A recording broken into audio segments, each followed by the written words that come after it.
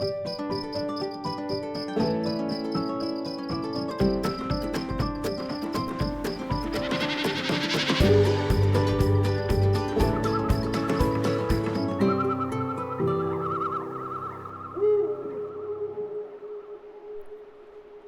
to the Wandering Ecologist podcast with me, Penny Green, celebrating positive nature conservation news, one story, one friendship, one wild place at a time. Today I'm joined by Nattergal's lovely Matthew Hay at a very exciting new rewilding project in Norfolk. Hi Matt, how are you doing? Hi Penny, I'm good. Yay, so lovely to be here. Thank you for inviting me up to visit you at High Fen Wildland. It's great to be back here because I came a couple of years ago and I'm really excited to see the changes here today. And we've got Sideshow Dave with us today. Hello there. Bringing up the rear, looking out for things to get excited about. So, before we delve into the project here, Matt, it would be great to set the scene, talk a bit about the history of Nattergal, which is the organisation you're working for. And talk a bit about biodiversity net gain. We're going to call it BNG from now on, and carbon credits, just so we can kind of understand how it's being funded here when we're talking about it a bit later on in the podcast, you know, what it all means.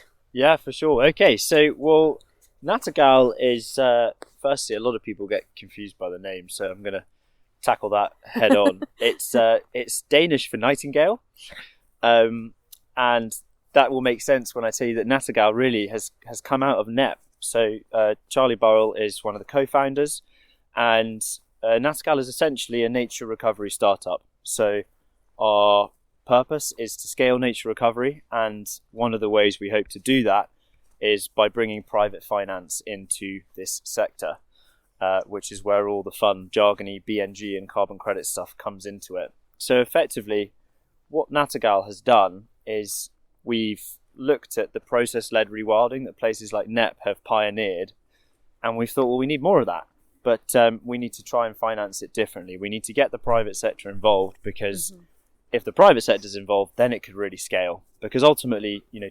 charities are only ever about 2% of the economy, and governments, as we know, are increasingly cash constrained. It's a tough fiscal environment, isn't it? So the idea is we need to get the private sector involved to do more of this process-led rewilding. And so the way we do that is we use some of these emerging, what are called natural capital markets, things like biodiversity net gain and carbon credits. And so for this site, we raised investment, purchased the site. We have a team of amazing colleagues who work on the site, and we restore nature. And in restoring nature, we generate these natural capital products. So by re-wetting the peat, we generate carbon credits. By letting some of the scrubby habitats billow out and expand, we generate BNG units. And we can then sell those products to different buyers to generate the revenue we need to keep the wheels turning. So that's, in a nutshell, is our approach. And it can get quite complicated at times in terms of how we divvy the site up to generate those different products. But the simple bit is the sort of holistic plan. So for every site we come in, whether it's a fen like this or whether it's an upland site, and we say, well, what is right for nature here? What can we do to really kickstart nature recovery and the natural processes that are missing on this site? And then once we've worked that out, we go and implement it. And then we say, okay, now we know what we're doing for nature. Which natural capital products is this site capable of generating, and which markets do we want to be in?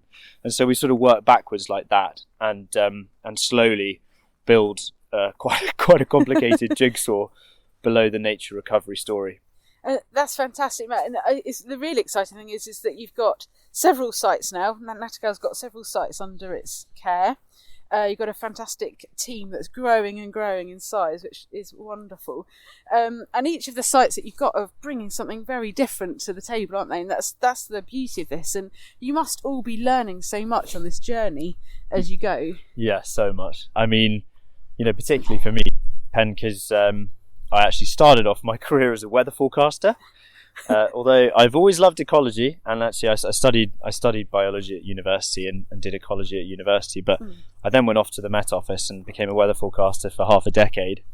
And then when I did sort of pivot back to land management around 2020, I was living in Edinburgh and mostly working in the Highlands of Scotland. And so when I came to work for Nattergal down in the south of England, it's land management, sure, but it's a very, very different context, ecologically, economically, culturally, all of those things. So you're totally right. Every site is totally different, and you learn so much from managing the land.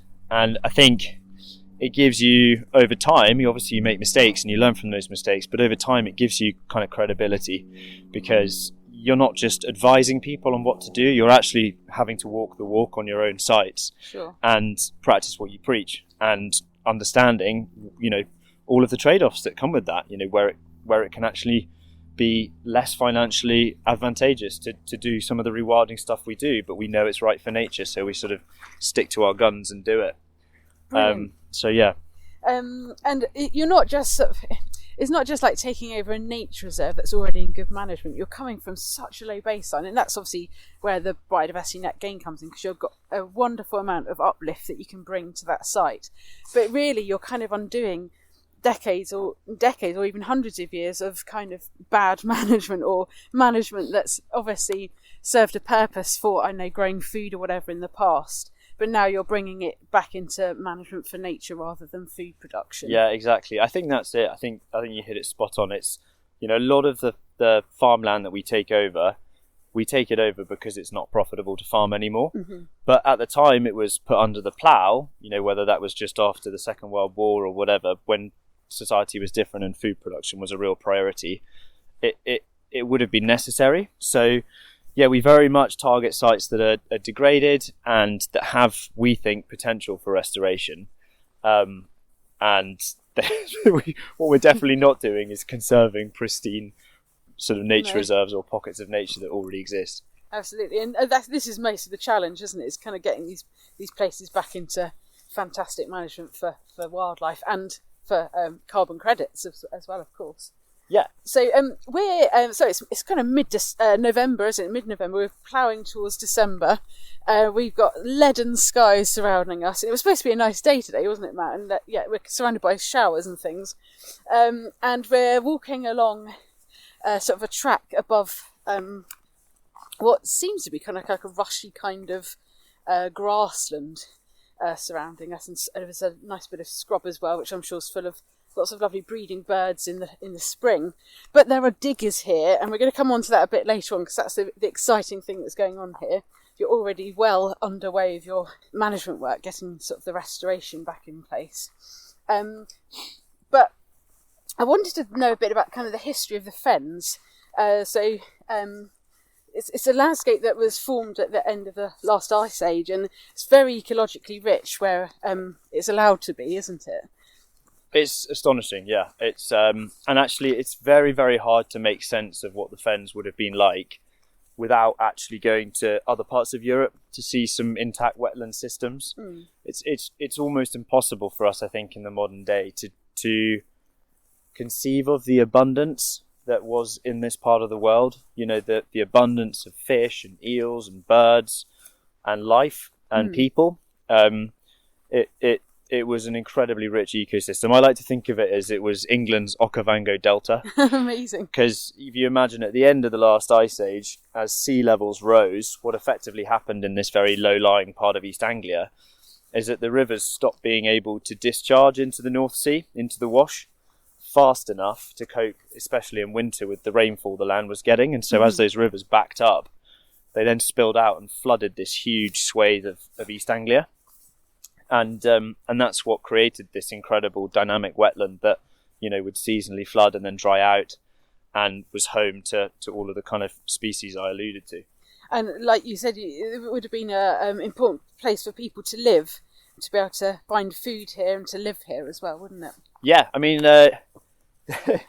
definitely. And when you look back at the kind of historical records, it was all kind of sustained by the enormous commons that existed throughout the fens. And the people who lived here, they might have a farm that was only 4 hectares, and that was just for kind of growing crops or vegetables immediately around their home. But then what really sustained them was the wider marsh, because in the summer they could graze their cattle on the marsh, and it was incredibly rich grazing, so their cattle did very well. But they could also hunt the ducks and the waders, and they could take eggs, and they could hunt eels and trap eels and eat eels, and the marsh was really what sustained them, and the willows that grew in the marsh they could use for fencing or for their roofs and housing and everything. They were incredibly resourceful. So it was it was definitely an ecosystem that sustained almost like its own culture for hundreds of years until it was drained. Very bountiful landscape, really, isn't it? And so why did the fens get drained, and when? So it got drained progressively, actually. The Romans had a crack at it way back just after Christ was around, so thousands of years ago. But a lot of the fens really resisted drainage, both hydrologically but also kind of culturally, for hundreds of years after that. And it wasn't until really the sort of 1700s that concerted efforts were made to drain the fens. And it's all wrapped up in that period of history. It's around the time of Oliver Cromwell when enclosure was taking off. And I guess Enlightenment ideas of progress and productivity were kind of starting to come to the fore. And lots of landowners basically did a deal with the British Crown, which said that, if they could win land through drainage, they got to keep a proportion of it. And so, in a sense, it was an enormous land grab. Yeah. And Dutch engineers were brought over from the Netherlands, and they were obviously, and still are, some of the best in Europe at this kind of drainage. And these huge drainage systems were implemented to effectively win arable farmland out of the marsh by draining it. But as I said, it took hundreds of years, and that was partly because it was very difficult engineering-wise to do, but also because there was such fierce local resistance. And that's because for so many of the people that depended on those really rich commons that the marsh provided, they knew it was the end for them if it got drained. It was the end of their way of life, and they were going to become destitute or starve. So, there was incredible fierce resistance and some sympathy as well from, some of the kind of people in power at the time. So it was a real sort of struggle. But eventually, unfortunately, from the environment's perspective, the adventurers, as they were known in the fens, the people who wanted to drain it, won out. And with the arrival of steam power at the start of the 20th century, that was the final nail in the coffin for the wetlands of this part of the world, because steam-powered pumps were just so effective at moving the water that it really finished the job. And now it's, as you know, it's an incredibly intensively farmed part of the country, and something like 9% of England's agricultural output comes from the fens, and it's incredibly important for our food security. So it's a complex region with that tension in it of it being, really important for food production now, but that's come and continues to come at a quite incredible environmental cost. Absolutely, and we'll talk a bit more about sort of peat a bit later on and the sort of carbon loss. But there is that trade-off, isn't there, between having that incredibly rich arable farmland that is very productive and an important source of our food to feed us. But then, like you say, it's coming at a huge cost as well, isn't it, to us? And from everything from biodiversity loss through to the ecosystem services that this kind of landscape provides us as well.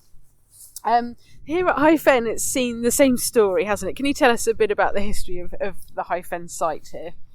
Yeah, absolutely. So High Fen is right on the edge of the fens, actually. We're near to the Norfolk Brecks, right on the kind of northeastern tip of the Fen Basin. And so this part of the world, again, it kind of resisted drainage for quite a long time, but eventually, like the rest of the fens, was put into arable agriculture. And amazingly, Pen, when you look out across the expanse to our south there, and it looks all rushy and there's reed everywhere, but actually that would have been a ploughed field not 50 years ago. And if you come back in March, you will see the legacy of agriculture here in the form of thousands of daffodils that were planted, but but then the farm ran out of money, and so they never got harvested. So you still get these kind of zombie daffodils coming up in the marsh in the spring, which is just bizarre. And as you re-wet the site, will those daffodils eventually kind of die out? You'd think so, but almost nothing seems to be able to kill daffodils. They sort of resist. Nothing eats them. Nothing. Yeah. So we might start letting volunteer parties come and dig them up and take them home. Oh, that's a good idea. Because they're very pretty, yeah, but they do look very jarring in the middle of a marsh. It's a very strange sight, that kind of thing, isn't it? You see these bulb fields in the middle of what should be kind of like fenland, basically. Exactly. But basically that was it. So High Fen was drained, and it was farmed, but it's not brilliant for farming because being right on that fen breck edge, it's not the uniform deep peat of other parts of the fens. Mm-hmm. And so the farmers basically sold it. They said this isn't easy to turn a profit on. It's not a readily uniform site, and it continues in the winter to flood quite regularly, which makes things challenging. So it ended up going into it got kind of grassland conversion, and then it was put into organic about 20 years ago and just run with cows and sheep. And in those 20 years, you sort of get a sense that the spirit of the fen never quite died on this site, and it started to kind of reassert itself. So as you drove in up the entrance track, you'll have noticed the reed bed and the willow car that have popped up on your left. So that kind of stuff started to creep in as soon as arable agriculture retreated. And I guess what we're trying to do in this next phase of High Fen's history is put the water back in, but basically allow that that spirit of the fen to just take hold once again and to let rip. I don't think it's going to take long for it to, once it's re-wetted, to really start to recover. And I think it'll be a quick thing to see happening here. So we've got these lovely sort of tussocks already out here of sedges and rushes and that kind of thing. We've got ditches with the reeds still in them. So you've got a really lovely template that's going to provide all of the seed and the rhizomes that you need to help repopulate the area, basically. Definitely, it's gonna explode. I think once we give it a chance. I think that our only question will be, when do we bring the large herbivores back, and in what number, to get that kind of battle with the vegetation going, because I think all of these lowland peat systems are so productive that when you give the vegetation an inch, it takes a mile. So how long has the site been under Nattergal's management?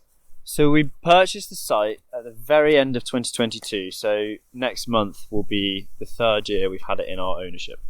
And what are the plans for restoring the habitat here? I know you're already making huge changes, but there's a lot you're planning here, isn't there, Matt, for really lovely complex habitats to try to recreate the beauty of the historic fens here. Yeah, I guess we're doing three things really. Our plan is threefold. So one is to sort the hydrology out, get the water back, and we can come back onto that if you want to know more about what's going to happen to the hydrology. But then part two is, then as I said, get those large herbivores in so that you've got a nice kind of dynamic, mosaic of different grazing regimes and vegetation types on the site. I think that'll be really important. And then the third bit is species reintroduction. So what should be here that isn't, what species are missing, what do we need, what pieces of the kind of jigsaw puzzle do we need to put back in place to make sure that we create a complex ecosystem once again that's resilient. And that third bit has been really exciting, just understanding first of all what would have been in a site like this and what would have been in the fens, and then thinking, okay, well, which bits can we start to bring back? It's a very exciting time, isn't it? I love it. It's just kind of seeing this almost like a blank canvas and imagining what it's going to look like in quite a short amount of time, really. So we talk about re-wetting, and there's a reason that you want to re-wet, obviously for the wildlife that's going to come back, but also to help the peat here. Can you tell us a bit more about the importance of re-wetting the peat? Yeah, absolutely. So peat is it's the unsung hero, I think, of the natural world. A lot of people only know about it from the kind of compost that they put in their garden, but essentially peat is organic matter that has been unable to decompose because it's formed in waterlogged conditions.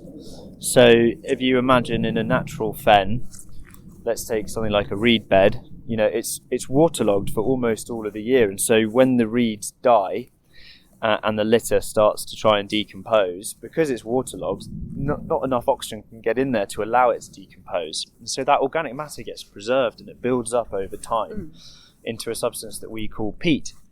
And so because it's primarily organic matter, peat is an enormous store of carbon. And in fact, the fens used to probably be one of Europe's largest lowland stores of peat. And the drainage of the peat then enables all of that carbon to be released, because it exposes the undecomposed organic matter to the oxygen in the air and allows it to turn into carbon dioxide and literally blow away. So a huge kind of part of why we're trying to do peatland restoration here.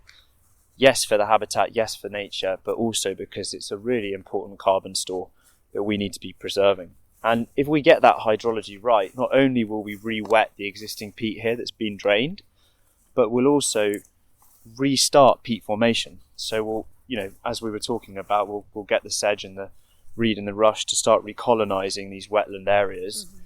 And when they die, if it stays waterlogged, they won't decompose. And this is probably quite a good point to talk about the holm posts in Norfolk, isn't it? Yeah, have you been? No, I really want to go. Oh, it's amazing. It's amazing. So Holm Fen is just the lowest point in the British Isles. It's like nearly 10 feet below sea level. And it's right on the other side of the Fen Basin, right on the western edge. And around the kind of 1800s, there used to be a huge lake called Whittlesea Mere in that part of the world. It was the largest lake in the south of England. And it was drained like the rest of the fens. And it was... In doing so, it obviously exposed all of that peat we were talking about to the air. And so you started to see tremendous loss of peat soil, because firstly, once the water's not holding the peat up, it compacts, so it just immediately shrinks. And then once the oxygen gets in, it turns into carbon dioxide and blows away. And so people started to worry about the rate of loss of the peat soil that they were seeing. And so what they did is they nailed a great big post into the ground, and then they were going to chart the loss of peat relative to the top of the post, which was just sticking out of the ground, and be able to get a sense on how much was being lost and how quickly. And so that post was hammered into the ground, as I say, I think it was in the kind of 1840s. And if you go and stand next to it now, it will tower 4 metres above you. And that was completely underground, except for the little cap on the top. Yeah, so the drainage of Whittlesea Mere and the surrounding marsh in that part of the world has led to the loss of about 4 metres of peat soil, and that is indicative of the whole of the Fen Basin. So metres and metres of peat have been lost, and that's why when you're driving around the fens, the road is 4 metres above the fields, and the rivers are 3 metres above the fields, because all of that peat soil has been lost. And you can imagine that, well, not only is that soil very rich for farming, but that soil was carbon. So think of all the carbon that's already been released, and all the carbon that continues to be released as we farm the fens in this low water table way, and you start to get a sense of the environmental impact of what we've done. That's crazy, isn't it? And having that post there is a huge reminder, all those posts there, is a huge reminder to us, isn't it? Because again, it's almost like that kind of creeping or shifting baseline, isn't it? That if you didn't have that really obviously there, we probably wouldn't. You definitely wouldn't know. Yeah, except for the roads being 4 metres above. Yeah, but it's a huge reminder, isn't it? And a way that we can, generation to generation, remember that loss. And in our own small way, we've done a similar thing here. So we've put in, they're called surface level change rods. That's just the Holm post in miniature. We've banged 5 of them in on different bits of High Fen, so we can understand, how the peat is continuing to be lost, or maybe even in due course to be formed and change over time. The only challenge now with ours, because they're not as big as the Holm post, is finding them, because once the reed takes over, that's not like finding a needle in a haystack. Oh dear, you had to get a metal detector or something. So, going on to the sort of ecosystem restoration that you're doing here, you're building ecosystems very much from the bottom up here. Lots of early interventions to make sure this project goes off on the right trajectory right at the beginning, Matt, aren't you? So what have you been doing already? Yeah, so the main thing we've been doing is trying to fix the hydrology here, and there's kind of 2 elements to that. One is, stopping the loss of water from the site, and then the other is trying to bring more water on, particularly when in the wintertime there's a lot of water in the surrounding catchment. So to stop the loss of water, the reason we need to do that is in the 1950s there was a very bad flood in this part of the world, and the Environment Agency, as a result, put in a big flood relief channel just to our north called the Cut-Off Channel, and that cuts through the chalk bedrock of the site, and so it drains the site. So the north and east of High Fen is now kind of permanently being drained, and at the same time that Cut-Off Channel has severed us from our watershed. We now no longer receive water from the Breckland Hills to our north and east that we used to. So it was a kind of double whammy for the site. We got our supply of water cut off, and we're now constantly being drained. So, one of the things we realised early on when we started investigating this site and doing all our baselining is we were going to need to stop the loss of groundwater into that cut-off channel. Sure. And so to do that, we've had to build, several kilometres worth of what I call bunds, which are, or maybe cut-off trench is more precise, but effectively where we're sealing off a layer of sand that exists just below the peat all across High Fen, through which the groundwater was travelling. And by sealing off that layer of sand, we're now stopping the groundwater from being able to travel to that cut-off channel where it's being drained. So that's how we've kind of stopped all of the water loss. And it's been a big operation. I mean, you can see the diggers that are on site even today. It's a big operation to do that. And, we're really, really excited to see how effective it is come this winter. And then the second part, as I said, is bringing more water onto the site. So we are looking to install extra siphons that will effectively reconnect High Fen to the river, because High Fen was originally a kind of floodplain for the River Wissey. And so we're going to reconnect the floodplain to the river and put these 2 additional siphons in, which in the winter time, when there's loads of water in the river, we can then use to fill the site up. And that's kind of our approach, is fill the site up in the winter when there's too much water in the system, and that will mean we don't need to take much in the summer when there's not enough water in the system and everyone else needs it as well. And it has been an incredibly dry year, generally up until the last few days, really. It's been awful. And it's been really dry. So it's going to be so exciting when you do finally see the water levels rising here. But it might take quite a long time for it to properly re-wet, mightn't it, to actually really seep into the peat. Yeah, we've had the weirdest, I've been working at High Fen for 2 years now, Pen, and we've had the weirdest 2 years. 2024 was one of the wettest ever, and 2025, I think we've had the driest February to November ever. So we're just sort of ping-ponging between extremes now in terms of rainfall. And yeah, this year, as you say, it's been very, very dry, which actually has been quite good for doing the groundworks that we needed to do for the peatland restoration, but will mean that, even once we turn the siphons on, it's going to take probably several months to fully resaturate the peat from the bottom up and to lift that water table in a kind of permanent way. And, thinking about what you're doing here and actually the extremes in the weathers that we are experiencing in recent years, this has surely got to be a way of looking at climate resilience and supporting ecosystems on a larger scale as well, really, hasn't it? I think so. Something I learned in my old job that I really dislike is when people talk about productive land uses, things like farming or forestry, where you're growing something. Is that's what we consider productive. But actually, I think you can really start to make the case with somewhere like High Fen that this is a very productive land use, because the farming that was being done here wasn't profitable. That's why it was sold. And when you think what we're going to be doing, okay, we're going to be storing carbon. We might even start to sequester additional carbon as the marsh recovers. We're going to be able to store floodwater in the winter, which will mean some of our neighbouring arable farms can potentially have a bit more resilience to flood events. We're going to be creating an amazing place and space for nature that people are then going to be able to come and visit and enjoy. And I think when you stack all of those different outputs that the site is going to be delivering on top of each other, it's kind of hard to say that isn't a really productive use of this land. And that isn't helping you to meet a lot of the challenges that this region and wider society is facing at this point in the 21st century. So yeah, I really think that actually nature recovery can kind of stand on its own 2 feet on sites like this and almost pose the challenge, well, can you think of a better use of land than what we're doing? I can't think of anything that could tick quite as many boxes. Amazing. Yeah, I mean, you've got the ecosystem services, you've got your biodiversity, you've got everything, it's ticking all the boxes. And also, what's happening here is surely going to be benefiting the wider landscape as well. Yeah, absolutely.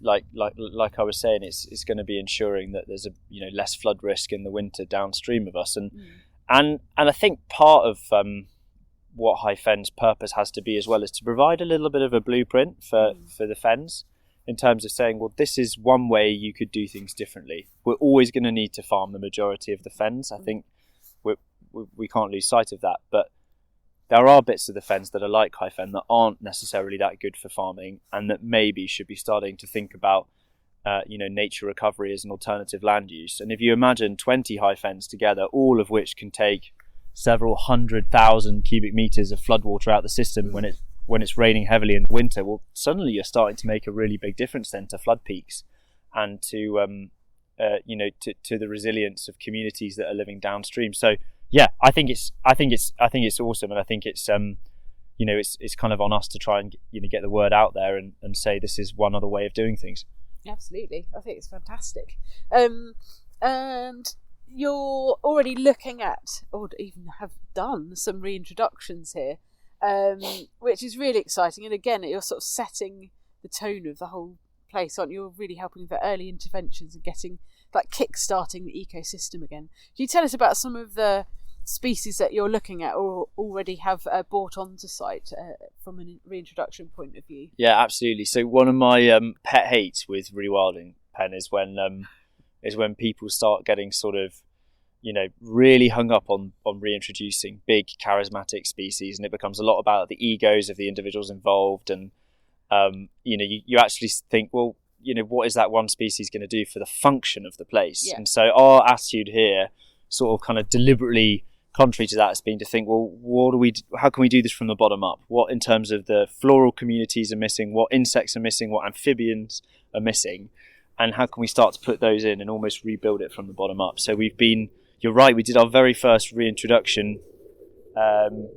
That's another fast jet flying over. We did our first reintroduction last week, actually, a plant called marsh fleabane, which went extinct in Britain in the 1890s. It actually died out in this part of Norfolk, and we were given some seed for this plant by Natural England species recovery team, and then we worked with our neighbours, Derby Nurseries, just across the road. They grew that seed on for us over the summer, and they did a really good job, and so we had literally hundreds of these plants to then plant out this autumn. So we put some of that in. We've got some fen violet, we've got fen ragwort, we've got some milk parsley as well, on the kind of plant front, and we're going to do some further work with the Freshwater Habitats Trust to have just a really strategic think about what other plants should be in this landscape that are missing, and what other plants would benefit from the kind of dynamic fen management that we're going to be targeting here, and think, let's get as many of these kind of fen plants back as we can. And I imagine over time that they could spread quite quickly, it being waterborne seeds and that kind of thing. Absolutely. I think some of them will do really well and some won't do well, and it'll be interesting to see which ones do, and that'll be a learning in itself. And then on the kind of animal front, the one I'm really excited about are pool frogs. So working with some partners elsewhere in Norfolk to bring some pool frogs back to this site, which will just be incredible. And when you think about the kind of soundscape, they're so good, aren't they? That will just be amazing, bringing people out and be like, this is actually a native frog species that has been largely lost, and you're watching the sparring males. You could imagine you come back in however long and you see a grass snake hunting pool frogs in the marsh. I mean, it's going to be pretty cool. That would be amazing. Like little battles going on out there. And it's funny, because I was learning about it's kind of their marsh frogs, aren't they, as well? There's like marsh frogs, pool frogs, and what's the other one? Long-legged frog or something, isn't it? You'll know better than me. And how you tell them apart from each other, and you have to bend. This is hilarious. You have to bend one of their rear legs over their head and see how far their foot extends beyond their head. And that's the only difference. Yeah, it's like, somehow you've got to get hold of one. Which species are you? Hold on, we're going to do some yoga. I can't remember which species did what now, but it's good fun. But going back to your whole kind of, often we go for like the big sexy species in rewilding reintroductions, don't we? And they do captivate people's imagination. It's great for engagement. But actually, I really like the small things. And when I was at NEP, I was always going on about reintroducing the mud snail there. Yeah. But it just never, I was about to say never got legs, pun intended. But it's just, it wasn't sexy enough for anyone to want to do it. And, we were also looking at bringing back, I kind of put forward the grass polly, which is a kind of plant that was only one other site, I think, in the whole of Sussex. And it's critically endangered. And I felt, it's our duty to, because it's in a place that gets inundated by the sea, that we could bring it somewhere else and have a splinter population of it. It's almost like our duty to do something to protect that colony. But some people within the advisory committee suggested that it was gardening and that we shouldn't be doing that. But actually, if you cast the seeds out, in a particularly good year, you can move the seeds across. And if it doesn't work, it doesn't work. I'm not going to garden for it. But unfortunately, I was never given the chance to do it. And I would really, it was a perfect habitat for it, sort of like poached kind of edges of fields, those kind of things. You've got cattle, you've got mud. It's going to be perfect conditions for it. So it's really good that you are thinking about bringing back plants as part of the reintroductions. And I think part of it as well is to then make those species charismatic. If I think a lot of the reason people aren't excited about fen raft spiders or pool frogs is because they've never seen them.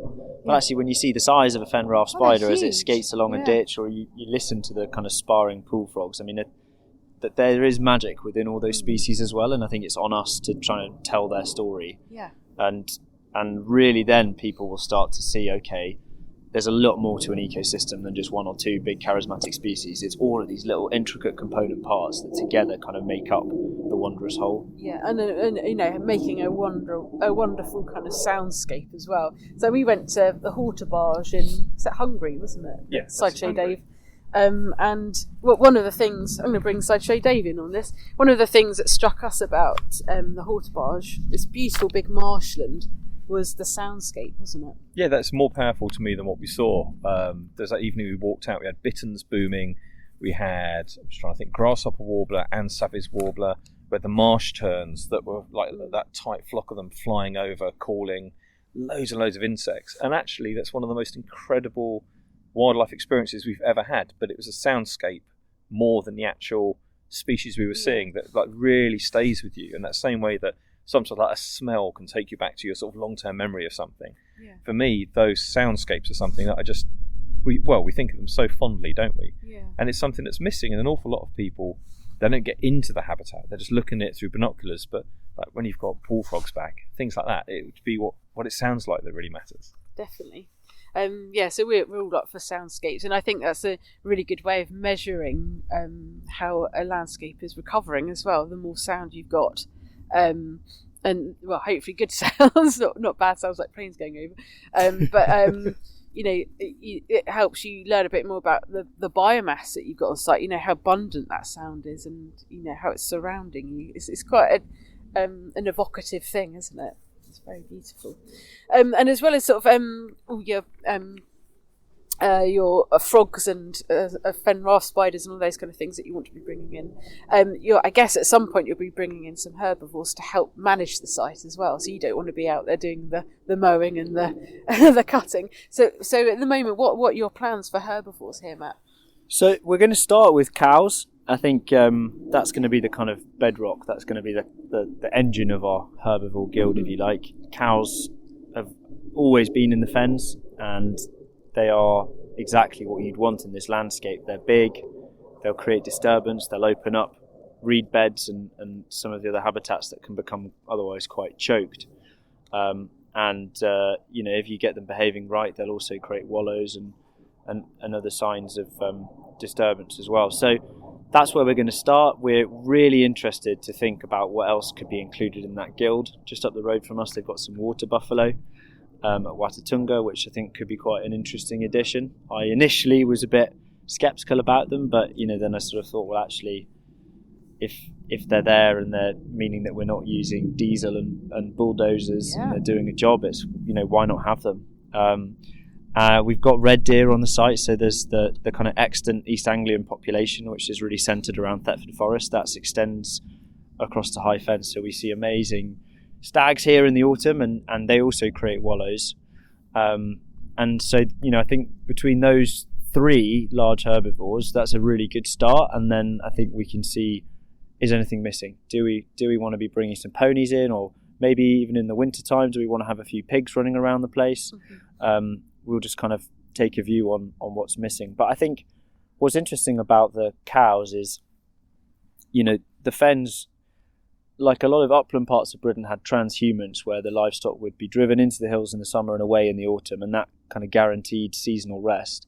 The fens were similar because inundation in the winter and spring meant livestock were restricted in where they could go. So I think our challenge is going to be, how do we, keep that kind of variety?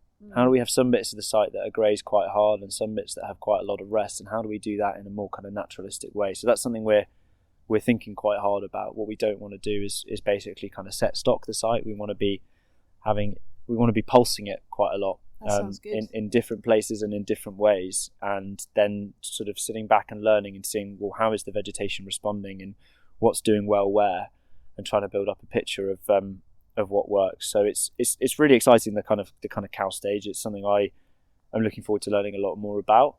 Looking forward to trying some of these fenceless collars that everyone seems to be using now. But that will definitely be the kind of bedrock of our large herbivore guild. And what kind of cattle are you thinking of getting in? Whoa, there's a question. Is that everyone up for debate at the moment? Everyone has a different idea. Frank really likes the idea of using red poles, the kind of, I guess, the indigenous cow of East Anglia. I'm really taken, and it's going to sound like I'm, just being a sycophant because you guys are from Sussex. I really like Sussex. I saw some of them down on the Pevensey levels. They're very beautiful. And I was like, it's a beautiful cow. Yeah. It's working well on the marsh down there. If it can cope with Sussex, then it can cope with the hot East Anglian summers just as well. So I'm Team Sussex. And then, as always, there's a big belted Galloway contingent, which I'm strongly resisting. They are very cute, though, aren't they? They are. And if you want to be like everyone else, go for it. Get a belted Galloway. But if you want to be a bit more interesting and different, then stay away. Fantastic. So I'm imagining you've got a lot of monitoring in place already here, Matt. Whether it's soil or hydrology or biodiversity, what kind of things have you sort of set up in the early days just to show? To find out what you've got to start off with, and then start showing the changes as the restoration happens. Yeah, so the big difference with this site is how much hydrological monitoring we've got. So we have 92 dip wells measuring the water table at the surface. We have 19 boreholes measuring the groundwater. How far down do they go? They go down as far as the bedrock, so 4 metres in some places. And then we have 13 what are called stage boards, which are almost like big rulers that we've put into some of the ditches and some of the surrounding rivers and watercourses. And between those 3 bits of monitoring, we can then work out the interactions between groundwater, river levels, surface water, and how all of those things are kind of intertwined. So that's the data we've got from the hydrological monitoring has been absolutely critical in terms of designing the peatland restoration. Like, we wouldn't have done it the way we've done it in the places we've done it, to the extent we've done it, without that information. And we've had so many like penny drop aha moments throughout this process where we've been like, oh, that's what's going on, like that's what's happening on that bit of the site, and that's why that's dried out in a certain way because of all that hydrological data. So that's been amazing to learn. And then we've got all of our kind of biodiversity monitoring that we do. So we've got bioacoustic recorders, we've got camera traps, we also do vegetation surveys every year, and we've been doing some eDNA as well. So really quite a broad sweep, because, as we were saying, we want to build up a picture of how the ecosystem as a whole is changing, not just keeping tabs on 1 or 2 species. Fantastic. That sounds so good. Sounds like you got everything covered there. Never. You can never have everything covered. But at the same time, I remember we're in a landscape recovery group here, and one of the farmers in that was sort of teasing me and saying, "Oh, you environmentalists, you just like to measure bloody everything." And, there is a sort of, there's a balance to be struck there, isn't there, between, getting enough data that you understand what's happening and that you can tell a good story. Yep. But not so much that you're spending all your time just looking at data. Absolutely, you've got to be getting on with the actual stuff on the ground, haven't you? And I think the storytelling is a really important element of these projects as well, because it helps bring people along with you, and it helps bring the whole thing to life for people that can't visit the site or don't visit very often. It just keeps people informed of what's happening and the successes as you're going along. So it's a really lovely thing. and why I enjoy doing this podcast actually is because you're helping to take all of these amazing projects and people's passions to the listeners. So it's really good stuff. And what you were just saying about sort of partnerships as well, partnership working is really, really key to projects like this. You must have a huge number of different organisations that you're working with here, Matt. Yeah, I mean, put simply, we wouldn't have been able to restore High Fen without some of the amazing partners we've worked with, and that's, everyone from the Fens East Peatland Partnership, who've been instrumental in kind of the administration of the grant funding we've got, through to the hydrologists we've been working with, and some of the companies who've helped us with like doing the peat coring here and other bits of monitoring, and then of course the digger drivers, the kind of specialist digger drivers who've got the kit to work in wetlands and the sensitivity to understand what we're trying to do, why disturbing the peat is something that needs to be done delicately. And it's been a fantastic experience, and you learn something new from everyone that you work with as well. That's what's so fun, and they can kind of share their experiences and impart a bit of wisdom. So it's been completely key to our success here. So good. And you have to have huge vision for projects like this. You have to kind of imagine what this is going to look like, and how you're going to get there. And so it's amazing that these projects are going on. But Matt, if I was to come back here to see you in 10 years' time, because we're both going to still be around in 10 years' time doing this kind of thing, I hope. Yeah. What would you hope I'd see and hear at High Fen then? So it'd be 2035. Set the scene. Okay. Well, you've got to come here in every season, firstly, Penny. So let's start you in January, and you're coming in January, and we've had our siphons running since the start of December, so the site is full of water, and you're coming in at dusk, and there are just hundreds and hundreds of birds in the sky. There are about 40 cranes bugling overhead as they come into roost, and then you've got wheeling flocks of teal and widgeon and hooper swans. And you've obviously got our lovely cows, sort of chewing through the marsh as well. And then I think as winter turns to spring, you are hearing some drumming snipe. So the snipe never used to hang around, but now in the 2030s they're hanging around and breeding because we're holding onto the water for longer. And you've also got your kind of typical fen birds like lapwing wheeling around in the sky. But we've now got a few booming bitterns that have kind of joined the chorus as well, and one or two interesting ones like great reed warbler have started showing up. Oh, have they? That's interesting. Yeah, and then later in the summer we're joined by the chorus of pool frogs, like I mentioned, and it's a kind of rich cacophony of noise basically whenever you come to High Fen with all of those different species. And so we're just having a flock of crows and jackdaws flying over, so they'll still be here. They'll still be cawing away, but they won't be the only big flocks you see in the sky. And then our turtle doves will still be doing well in the scrub around the edges, so you'll hear them purring away. That's a sound you're very familiar with. Oh, yeah, you can never get bored of the turtle dove. That's such a lovely thing, isn't it? Yeah, and then come autumn, our red stag rut will kick off, and so you'll hear the bellowing stags still going on. So it's sort of, 2035, 10 years from now, it's a lot of the same stuff, but I guess kind of complemented by things like the pool frog and just the kind of abundance that will have increased as well, and really being established once again as a wetland, meaning those wetland birds, they're not just coming in to roost or on passage, but they're actually living and breeding and thriving here. That's what I hope. Fantastic. Oh, it sounds like a beautiful vision. I like the fact we're standing next to fields that have got some hay bales in them at the moment. They'll be floating off in the future, won't they?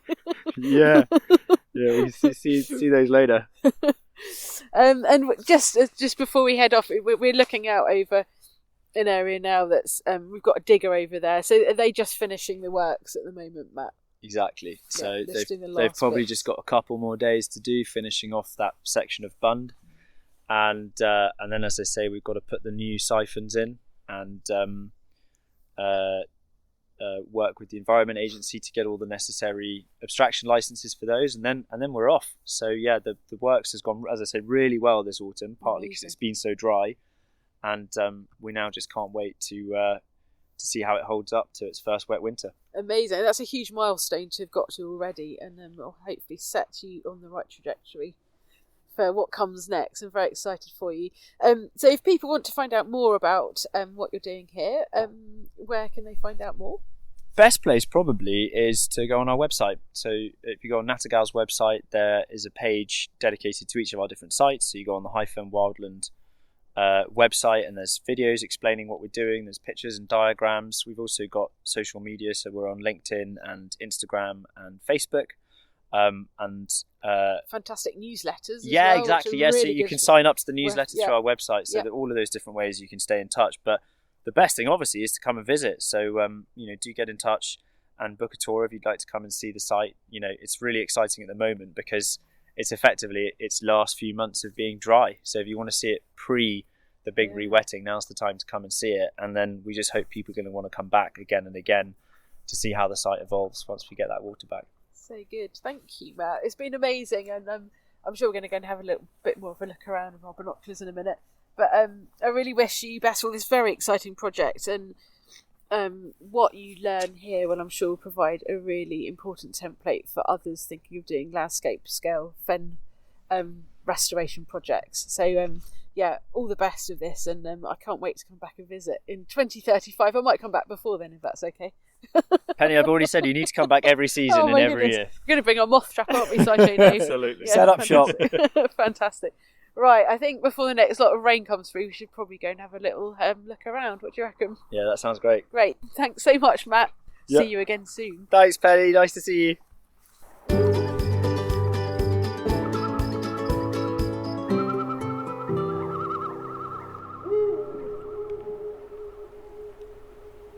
I really hope you enjoyed this episode. Huge thanks go to Matt Hay for showing us around and for sharing his fantastic knowledge on the history of the fens and the exciting vision for High Fen Wildland. Sideshow Dave and I are looking forward to visiting again in the summer. This time we'll be taking our moth traps with us. As always, many thanks go to Matt Davidson for the brilliant music and Katie Bolton for the fab artwork. Tune in again soon when I'll be having more wildlife adventures with friends. In the meantime, make sure you get outside with a friend to share some wildlife adventures too.